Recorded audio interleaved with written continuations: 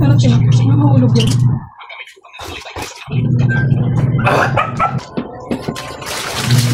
Mula 2016 hanggang ngayon, nakamagkano na kayo kontrata?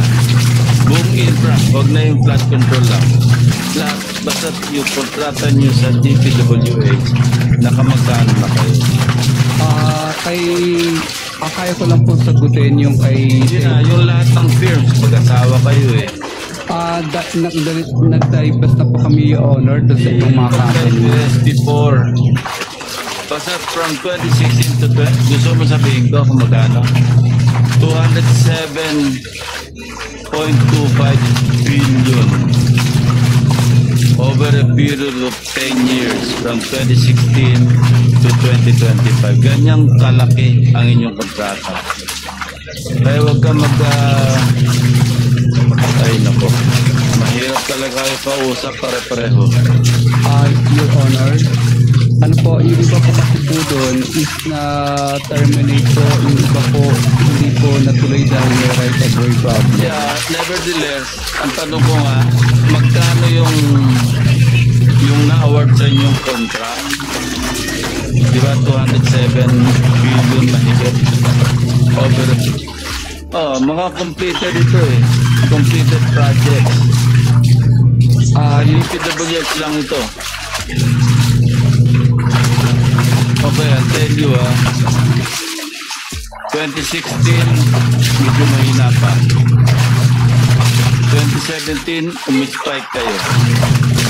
2018, ganun pa rin.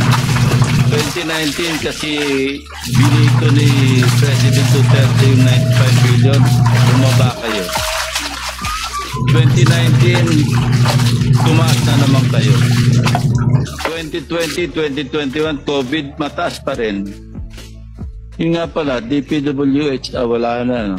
Yung gusto ko malaman yung policy nung lockdown, tuloy-tuloy yung ligaya. Lockdown na eh, nagtatrabaho pa kayo eh. Ayan, 2 years 2020, 2021, kasagsagan ng COVID yan eh. Nakamagkano pa kayo dyan? 18.5, 15.8. 2022, 31 billion. 2023, 31, 35. Puro completed ito eh. Completed projects. Mr. Chairman, you don't even need the confirmation that is born out of